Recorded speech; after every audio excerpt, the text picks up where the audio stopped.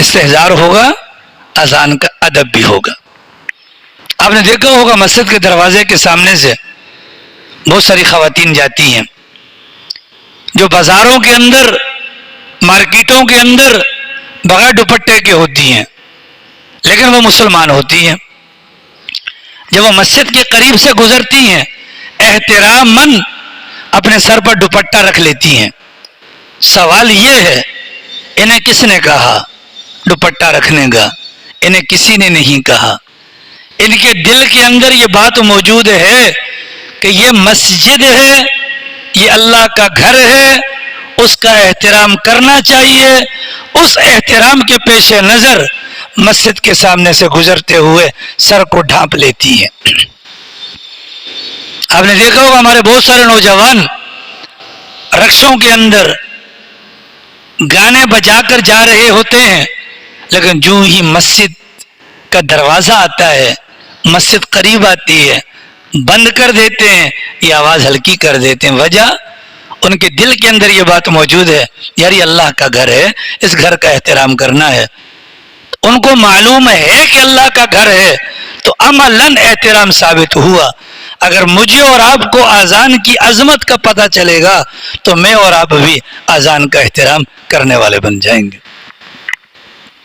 اتنی بات واضح ہو گئی بھائی۔ ایک صاحب تھے، لوہار کا کام کرتے تھے، امام احمد ابن حنبل رحمہ اللہ امام وقت ہیں، بہت بڑے آدمی، اللہ اکبر۔ کتابوں میں آتا ہے کہ 99 مرتبہ اللہ میاں کی زیارت ہوئی، 99 مرتبہ اللہ میاں کی زیارت ہوئی۔ ان کے پڑوس میں رہا کرتا تھا ایک غریب بندہ، لوہار تھا، لوہا کوٹتا تھا، اس کا انتقال ہو گیا۔ امام صاحب کا انتقال پہلے ہوا اور لوہار کا انتقال بعد میں ہوا۔ بعد انتقال کے کسی نے خواب میں دیکھا اور لوہار سے پوچھا ہاں بھائی کیا گزری؟ اس نے کہا اللہ نے مجھے امام احمد ابن حنبل کے مقام پر رکھا، یعنی جنت میں جو ان کا ٹھکانہ ہے اللہ نے مجھے وہی ٹھکانہ عطا فرما دیا۔ خواب دیکھنے والے نے کہا بڑی حیران کن بات ہے بھائی، ایک لوہار اور ایک امام وقت دونوں ایک ساتھ۔ دیکھنے والا سوچ میں پڑ گیا کہ واقعتاً کوئی عمل ہوگا جس عمل کی بنیاد پر اللہ نے اتنا بڑا مقام دیا۔ تحقیق کرو، تفتیش کرو، گھر والوں سے رابطہ کیا، بیگم نے کہا اس کا تو کوئی ایسا خاص عمل نہیں تھا، بس 5 وقت کی نماز پڑھتا تھا وقت پر، نہ کوئی نفل اور نہ ہی کوئی اضافی عبادت، ایسا تو کچھ بھی نہیں تھا۔ اللہ جانے، ہمارے سامنے تو کوئی عمل نہیں تھا۔ لیکن پوچھنے والوں نے اصرار کیا کہ دماغ پر لوڈ ڈالیں، بوجھ ڈالیں، بتلائیں کون سا عمل تھا۔ بیگم نے کہا ہاں ایک بات تھی ان کے اندر کہ جب اذان کی آواز سنتے تھے اپنے جس کسی کام میں بھی لگے رہتے، اس کام کو مکمل کیے بنا ادھورا چھوڑ کر نماز کے لیے چل پڑتے تھے۔ یہاں تک کہ اگر ہتھوڑا اٹھایا ہوتا تھا مارنے کے لیے اور مؤذن کی اذان کی آواز آ جاتی، اس ہتھوڑے کو یہاں نہیں پیچھے پھینک دیتے تھے اور کہتے تھے بس اب میرے اللہ کی طرف سے میرا بلاوا آ گیا۔ وہ اذان کا اتنا زیادہ احترام اور ادب کیا کرتے تھے۔ تو آنے والوں نے کہا کہ بس بات کھل گئی، اگر اللہ نے اتنا بڑا مقام دیا ہے اس کے پیچھے ان کا یہ اذان کا احترام تھا اور ادب کا معاملہ تھا، اللہ نے اتنا بڑا مقام دے دیا۔ اور میں اور آپ اپنے حالات پر غور کریں کہ اذان ہوتی ہے ہمیں پتہ ہی نہیں چلتا، ہماری باتیں نہیں ختم ہوتی، حالانکہ اذان کے آداب میں لکھا ہے اگر بندہ چل رہا ہے اور اذان کی آواز آ جائے بندے کو رک جانا چاہیے۔ یہ اذان کے ادب کا تقاضا ہے، اذان کے احترام کا تقاضا ہے، اللہ کی عظمت کا تقاضا ہے کہ اللہ کا نام سننے کے لیے بھی اسی انداز سے باادب ہو جس انداز سے کہنے کے لیے مؤذن باادب ہے۔ زبیدہ خاتون کا نام آپ حضرات نے سنا ہوگا، ہارون الرشید کی بیگم ہے، نیک خاتون ہے۔ ان کے زمانے کے اندر عراق سے مکہ مکرمہ تک کا سفر پیدل 6 سے 8 مہینے میں طے ہوتا تھا، اور درمیان کے راستے میں پانی کا انتظام کوئی نہیں تھا۔ عراق کے لوگ حج کرنا چاہتے، عراق کے لوگ راستے کے اندر پانی نہ ملنے کی وجہ سے پریشانی کا شکار ہوتے۔ کئی لوگ وہاں سے آتے اور پانی نہ ملنے کی وجہ سے، پیاس کی شدت کی وجہ سے راستے میں انتقال کر جاتے۔ اب ظاہر ہے کہ 8 مہینے کا پانی کون اسٹاک کرے گا، 6 مہینے کا کون اسٹاک کرے گا۔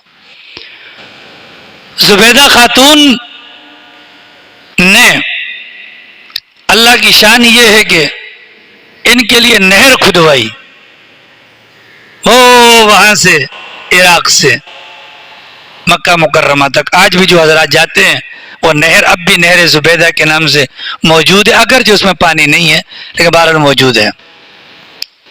نہر کھدوائی اور لاکھوں روپیہ اس پر خرچ ہوا، مزدوروں کی محنت لگی، لیکن اللہ کے فضل سے نہر زبیدہ مکمل ہوئی اور حاجیوں کا راستہ آسان ہو گیا۔ کتنا بڑا عمل ہے، کتنا بڑا عمل ہے، ہم سوچ بھی نہیں سکتے۔ زبیدہ کا انتقال ہوا،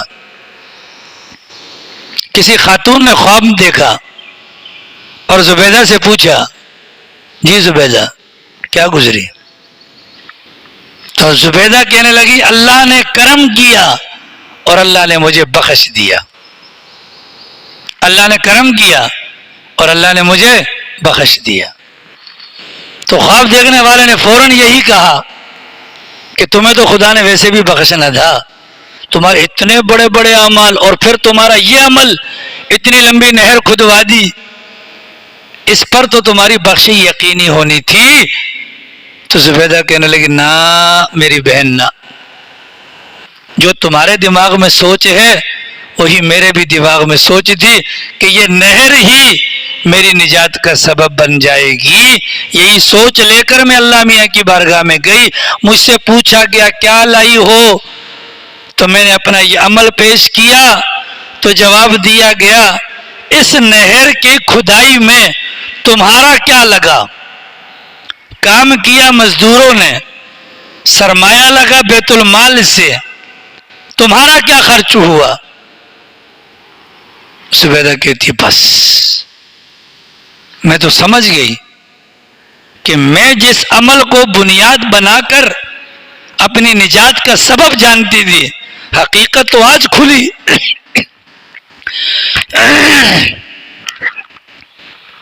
حقیقت تو آج کھلی کہ اس نہر کے اندر میرا عمل دخل کوئی نہیں تھا۔ اب میں ڈر گئی۔